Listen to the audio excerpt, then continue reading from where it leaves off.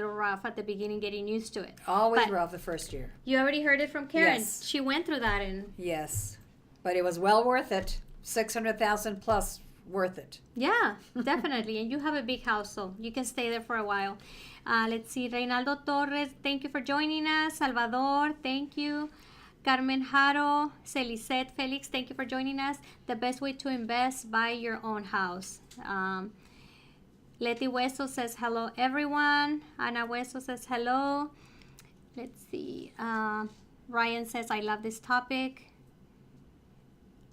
Ryan says, use that passport, Leti Hueso. Oh, the passport, the cards. Oh, yeah. Yes. Luis says, great guest. He must work for you. Just kidding. He's a hardworking person. Yes. Thank you, everyone that's here. Oscar Morales, great tips. Okay. So, I want to share something that we also did, Faby, because I think that's important, that it's not always about us. And I know you very well, and I know that you will agree with me. At one point, we bought a tiny little condo, tiny. It was a 1-bedroom, 1-bath here in Chula Vista, and it pretty much just fell on my lap. That was a plain, honest truth. It had a VA assumable loan. So I had to go in with $3,000 down payment. That was it. And it had a positive rent cash flow. So I thought, wow, I like this. I can do many of these. Of course, it's not easy to find a VA assumable. Right. However, my renters were a very young military couple. And they had a baby, and they still had that little 1-bedroom, but did have sort of like a little den that they converted into the little girl's room, which was perfect. So one day talking to them, they said, how we wish that we could buy something, we love you and you've been a great landlord, but you sold it to them. But not only we sold it to them, oh. we sold it to them for way under market value. Oh. That property fell on my lap. It was something that worked for me really great for many years. Mm-hmm. And I felt it was also time to give back. To this date, I mean, that happened probably 25 years ago. To this date, that is a great satisfaction that I feel that I was able to give back to somebody. Afterwards, they were able to sell it for a higher price, and they were able to buy a 2-bedroom. So I was able to help them, and I think that's also important. When you have great opportunities in real estate or in anything, give back, because it will come back in return. Yeah, I'm sure that money that you let go already came back multiplied. And after you that, still made money on that. After that, I was able to do another 1031 exchange. And just so that you have an idea, we had already put an offer. As you know, that a 1031 exchange, you have time limits of when you have to find the property, buy it, etc. Yes. So we already had it, and we had only like 2 weeks left when the seller backed out and said, we're not selling. So I had 2 weeks, and in 10 days, my husband and I were going on vacation out of the country. So we said, holy moly, what are we going to do? We certainly don't want to give Uncle Sam all of our money. Right. So we said, okay, let's go to the desert. Let's find something in the desert. So to make a long story short, we called a Coldwell Banker agent in Palm Springs, and sight unseen, she found us a property that we only saw the pictures. We didn't have Matterports and virtuals and all that then, just pictures, fully furnished in a gated community with a pool and a beautiful view to the mountains. We bought it, we went on vacation, we came back, we closed escrow, and we didn't get to see the house until 2 months after we closed escrow. But you made a lot of money with that condo. I know you were renting it and you had cash flow, right? Yes, absolutely. And we ended up selling it because the only ones that were having fun there were my kids, that they would spend the weekends over there, and it was never available for us. That's a really good market for rentals. Very, very good market for rentals. Canadians love to come down to Palm Desert and Palm Springs. They pay very good amount of money in those rentals. So that's another idea, you guys. California is, is expensive, but there's always places where rents are very, very good. Yeah. And you can use it for a certain period of the year, and then you could rent it for another period of the year. And it's well worth it. So I firmly believe that opportunity was given to us because we helped that military couple. Yes, I agree. It just came back. It's a blessing. Now, a lot of the families that are renting are always concerned with the down payment. And the next chapter in the book that we are reading is chapter 3, and it's the automatic down payment. So, as you know, and you've seen in many years, like back then when you bought, how much did you have to put down? It was not very much, but I'm going to tell you why. We didn't have that much money saved. So the only way we could do it was if we bought FHA. So we already owned ours, so obviously we couldn't buy FHA. However, one of my daughters had already turned 18. So we said, we're not kicking you out of the house, but you're going to have to move because we're buying this condo, and it has to be FHA. You're going to be on the loan, and then you're going to be living in it. And it was just walking distance from my house. And that was the way that I was able to do it. So only 3.5% down payment. Exactly. And the cost of the condo was $136,000. So not a lot of money. Not a lot of money. So now, if you don't have enough money for your down payment, because I know that's a lot of the concern most of the renters have, because as you saw, most of the people that are renting, I'm not saying all of them, the average is only worth, they have, $5,200 worth.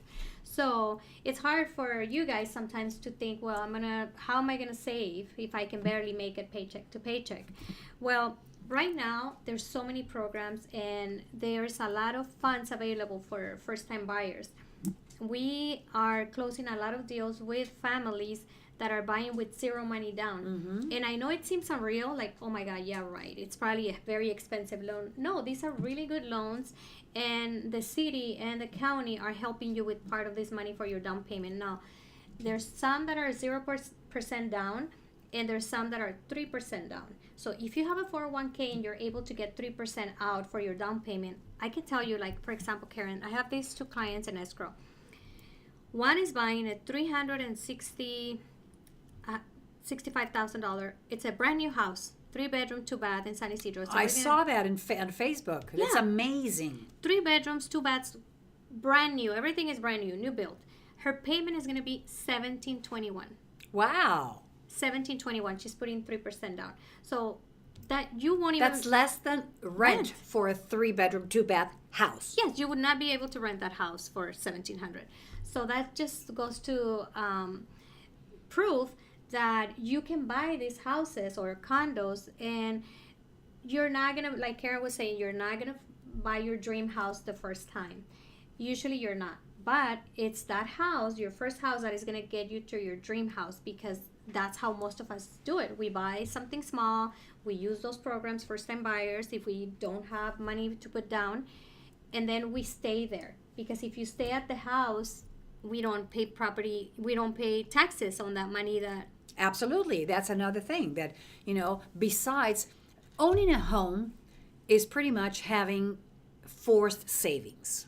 Okay, if you're a renter, it is proven that the human nature is to save whatever's left over.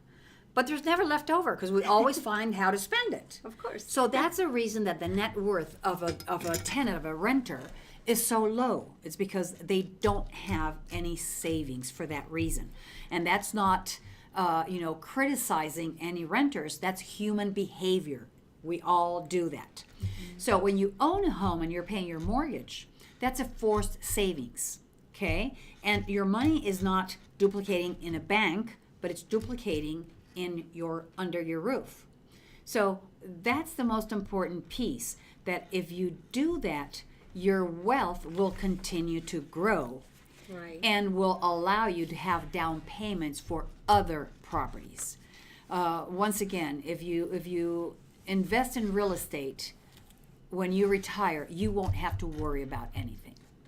Yeah, because you will definitely, your house will be paid off if you stay there. And if you're getting your equity out to buy rental properties, always make sure you get an experienced realtor to help you with your real estate. If you're, I mean, you don't need to be a realtor or an investor to become wealthy with real estate. You just have to make sure that you're really, really investigating the people that is, the lender that is helping you and the realtor that is helping you. You want to make sure that they have good reviews, they've been doing it for a while, because obviously it's a lot of money that you're investing, so you want to do it right. And more than doing it a while, Fabi, I want to say, is you need to find a realtor that cares. Yes. That it's going to be about you, that it's really going to find you what you need and not just try to sell you something that might not be the best for you. Yes. Yeah, there's a lot of those. Unfortunately. Yeah, but there's also a lot of the ones that care. Absolutely. How do you know the ones that care? Where do you find those? Well, obviously I'm biased, so I'm going to say in my office, but I knew she was going to say that. Faby's one of them. She's right here. Absolutely. You know, most important, again, having been doing this for such a long time, I've realized that the way you find out is by having those people that ask you the questions of what it is that you need, that they're going to help you, just like you do, Faby. You help them discover what their needs and their wants are. Human behavior is to go by the wants.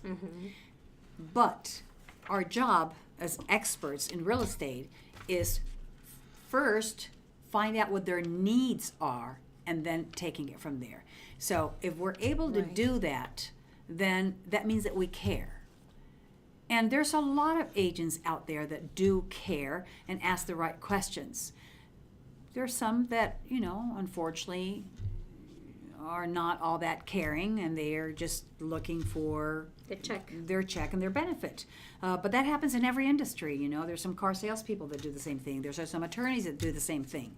So it's just a matter of making sure that you're behind a reliable company that has reliable and caring agents. Yes, I agree. Also, you know, this section here in the book that we're reviewing today, it's about mortgages and how to get their down payment. If you don't have a 401k and if you're not participating in the 401k at your job, make sure you do. If they have one, usually they match either 50% and sometimes 100% of whatever you're putting in there. They do have a cap of how much you can put in there, but that's free money, guys. If you have a 401k, definitely start putting money in there, because that's the fastest and the easiest way to save money for your down payment. They tell you that you cannot take that money out until you retire, but buying a house is one of the only exceptions they make for you to be able to take that money out. If you're taking it out to buy a home, most of them, I want to say 95% of them, will let you take that money out with no penalty. You still have to pay taxes on that money, but no penalty if it's going towards a down payment. Now, Fabi, related to the 401k, this is how important it is for you guys to really participate in a 401k. Not only is it going to give you the possibility of having more money for a down payment and having a lower payment, is that, do you know what's the reason why the 401k concept was invented? No. Because that's the only way we don't spend the money, because we don't see it, we don't touch it. Goes directly. That's what I was saying before. So that's why the 401k is so important. If we touch the money, that's why they make the comparison that money is identical to sand. What happens when you go to the beach? If you grab a handful of sand, the tighter you squeeze, the more sand that falls out, and you just keep a few grains of sand in your hand. Same thing happens with money. That's why it's so important to participate in the 401k. And I hear all the time, is like, well, I can't afford it. I can't afford it. You will get used to it. Yes. And guess what? Here's the deal. If you don't see it, it doesn't hurt. And when you see how it starts adding up, it feels really good. Yes. So that's the way to save for your down payment. That's the easiest way. Now, if you don't have a 401k, remember there's all these other programs that can help you. Another thing that I'm going to touch on, because it's here on the book, and obviously I really highly recommend that you buy this book. if you're renting and you want to have an appointment with me, I'll make sure you get one before you leave.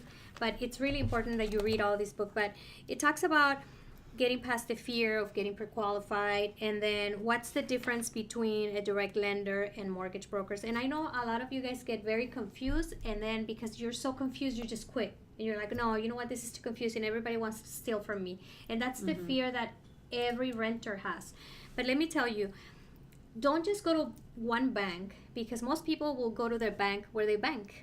And you know, as they're not mortgage lenders, that's not their specialty. And usually when you go there, you'll talk to a lender and they only have a few programs. So you want to make sure you go with a direct lender or a mortgage broker that can actually put you with the best. It's like when you're buying insurance.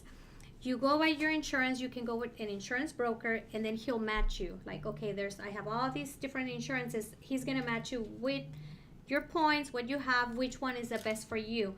If you just go to Allstate, all you're going to get is what Allstate has. So you want to make sure you know what's out there. The same thing with the loan.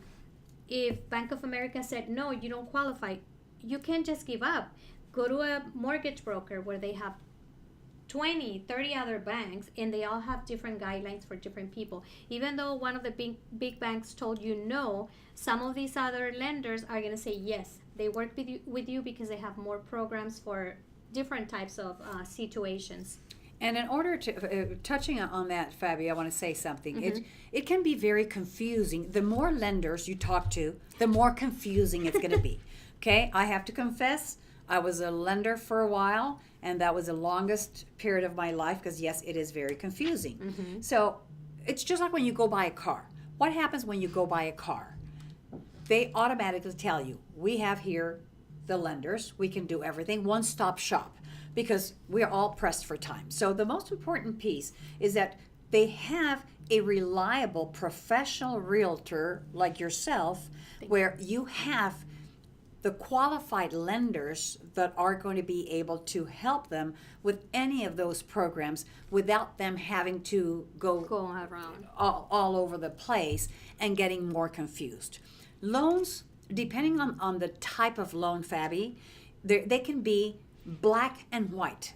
And then they're comparing those. And, you know, when you compare apples to oranges, it doesn't match. So if you don't want to be confused, make sure that you have a great realtor holding your hand that will be able to guide you, and you won't have to worry about anything. Yes, that's true, because we have been through the growing pains already. So we talk to a lot of lenders, we work with a lot of lenders. So make sure that the realtor that you are choosing is somebody that has a lot of production, that it's really selling homes every month, because you might start working with someone that's had a license for 15, 20 years, but it's not about how many years they've had their license, it's how many properties are they selling per month the last year. Because and who is behind those agents, because we have some newer licensees that are very good and very committed, but you know, unfortunately for them, they're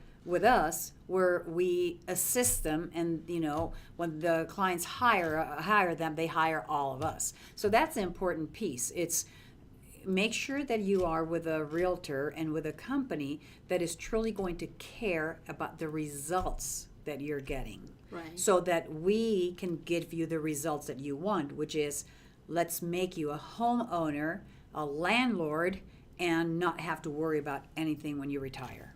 Exactly, and make it a smooth transaction. Ryan is asking, do you manage your own rentals or do you have a property manager? My husband is retired, so he manages them. I think it's always a good idea, Ryan, especially if they're out of town, that you hire a property management company. We do have one here at our our company, but there's many. Make sure you check reviews.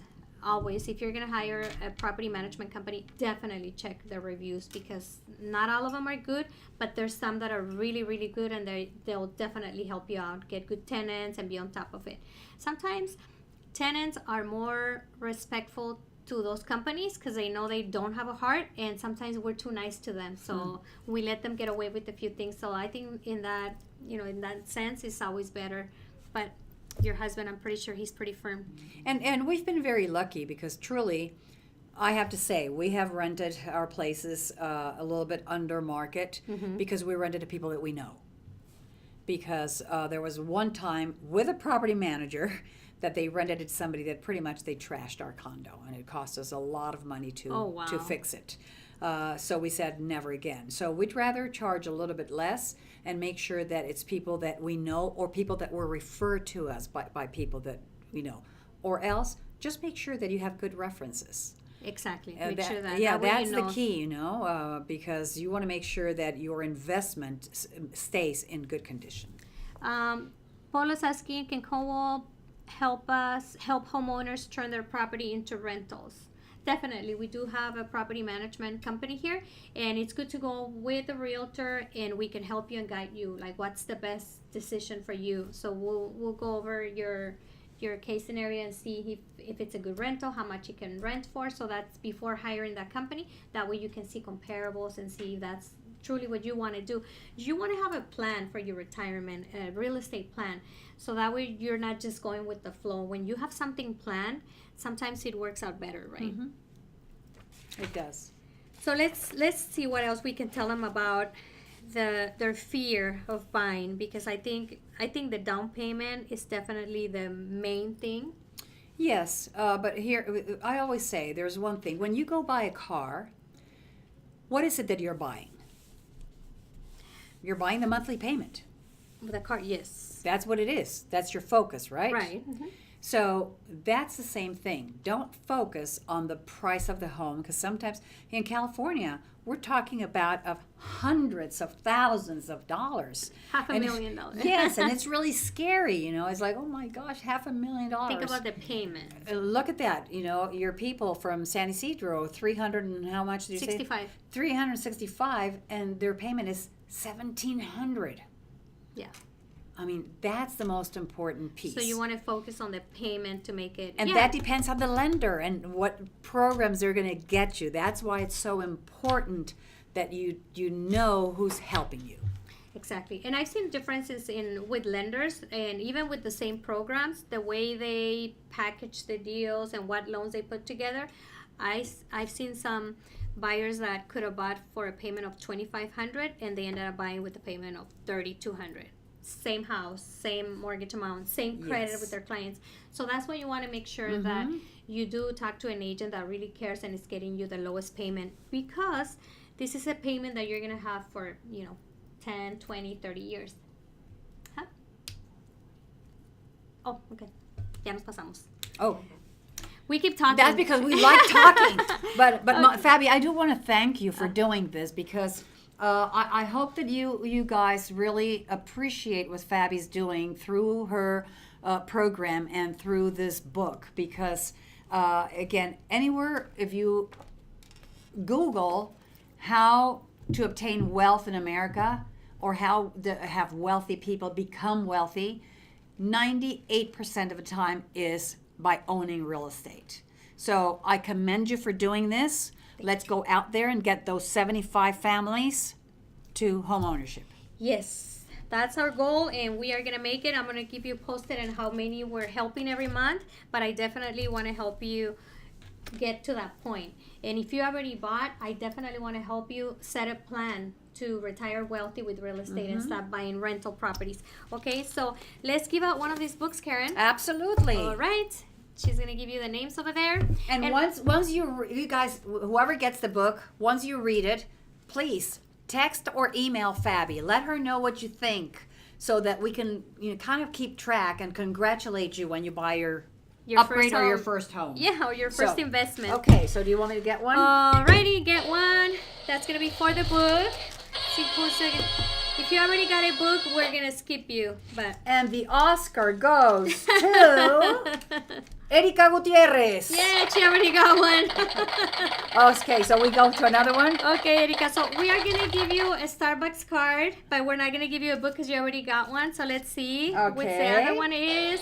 The second Oscar of the day goes to Leti Hueso. Leti, yay! Woo! And I think you're a renter, right? So we're going to make you a homeowner. So There we go. Definitely. We're going to mail you your book.